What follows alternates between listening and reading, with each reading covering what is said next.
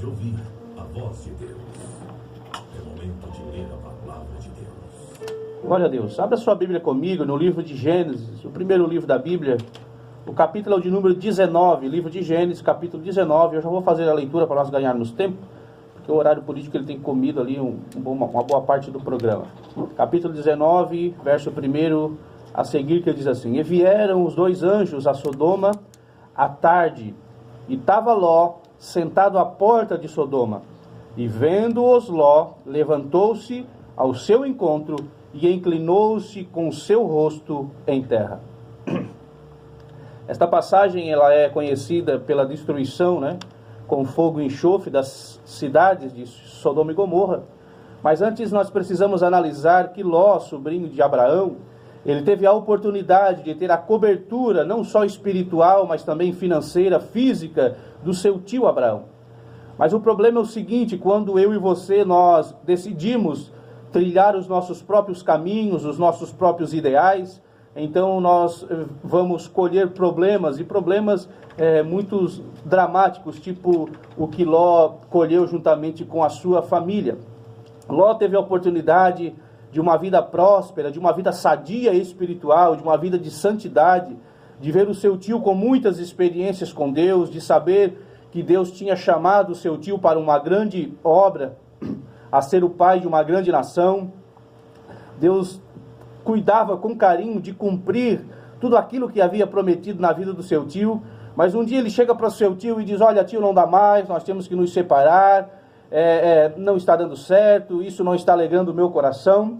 Então Abraão, um homem muito manso, tranquilo, um homem que buscava a face do Senhor e tinha certeza que Deus estaria com ele em qualquer situação, deu a oportunidade de Ló escolher para que lado ele fosse. Então Ló escolheu o lado das colinas, aonde tinha uma terra fértil, aonde tinha água potável, aonde tinha uma grande prosperidade física, tudo que se plantava dava. E Abraão ele foi para o lado oposto, uma terra mais difícil, mais árida, mas sabendo que Deus estaria com ele a todo momento. Então, antes de a destruição de Sodoma e Gomorra, então aparece 3 seres celestiais, e segundo alguns teólogos afirma que um deles seria o próprio Deus, juntamente com mais 2 anjos em forma de homem, fisicamente.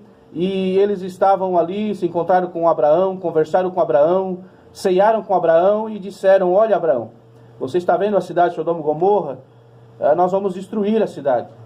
Por que vocês vão destruir? Porque o pecado dela tem entristecido o coração de Deus. E qual eram os pecados então de Sodoma e Gomorra? Era a prosperidade? Era a falta de pão? Era a escassez de água? Não, não era nada disso. O pecado de Sodoma e Gomorra era a sexualidade, a imoralidade sexual.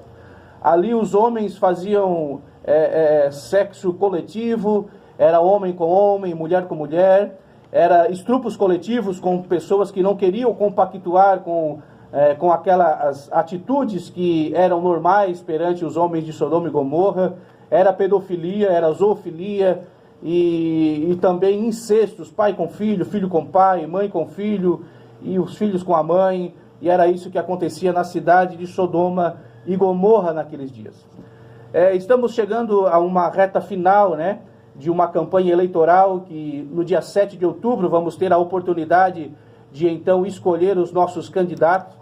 E eu tenho visto e tenho uma grande preocupação e conversado com pessoas a respeito das eleições de 2018, no qual serão eleitas pessoas pelo nosso voto. E algumas das pessoas dizem: olha, não quero me envolver com política, são tudo safados, pessoas ruins, de má índole. E eu fico me perguntando, e até falam para elas dizendo: mas como que você vai dizer que não vai votar porque são todos corruptos ou coisas parecidas? Então você vai estar se dobrando, se curvando diante de alguém que vai assumir sem a sua escolha. Você não fez a sua parte de escolher ou de analisar. O problema das pessoas é que eles não analisam as coisas, os candidatos que eles vão votar, eles não entram no site dos partidos, não leem os programas dos candidatos, o que eles defendem, o que eles querem para a nossa nação, e também deixam a desejar, indo muitas vezes na onda dos outros, ou aquele que está na frente, ou aquele que está um pouquinho atrás. Essas coisas prejudicam, então, a nossa população. Ló, ele não olhou para o lado espiritual. Ló, ele não olhou pelo amor e pela proteção que o seu tio Abraão poderia dar. Ló escolheu simplesmente a prosperidade física, aquilo que simplesmente encheu os seus olhos. E houve ali uma grande destruição em massa na cidade de Sodoma e Gomorra. E aquele ser então conversa com Abraão, e Abraão começa a dizer: se tiver 100 o Senhor destrói. Ele disse: não, se tiver 50 não. E foi reduzindo para 20, para 10, para 5. Então aquele homem disse para Abraão: olha, Abraão, você quer então defender a família do seu sobrinho Ló? Ele disse: eu prezo por esta família. Então, 2 seres, como nós lemos aqui no capítulo 19, e 2 anjos desceram então à cidade de Sodoma e Gomorra e encontraram Ló na porta da cidade, quem sabe cabisbaixo, quem sabe pensando então no pecado que a cidade estava cometendo, as imoralidades que estavam ferindo o coração de Deus. E então aqueles 2 seres vão até a casa de Abraão. As pessoas, os moradores de Sodoma e Gomorra, tentam invadir a casa de Ló para ter relações sexuais com os anjos. Os anjos os cegam, aqueles homens, e tiram a família de Ló da cidade. Então a cidade começa a ser destruída por fogo e por enxofre. Vamos finalizar agora meditando basicamente em poucos minutos o que nós explanamos aqui acerca do que aconteceu com a cidade de Sodoma e Gomorra. A sexualidade e a imoralidade sexual. O que nós vimos hoje? Vimos candidatos defendendo pedofilia, dizendo que o pedófilo ele é um doente mental, é uma doença a ser tratada.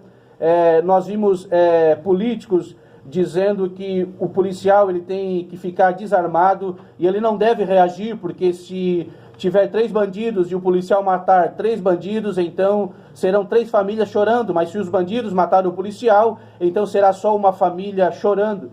São essas divergências de realidades, tudo que está fora do contexto humano. Esses candidatos ou esses partidos estão defendendo essas imoralidades, estão desprotegendo a família, dizendo que o Estado tem autoridade total sobre a criança, sobre a educação da criança, querendo ensinar sexualidade para as nossas crianças.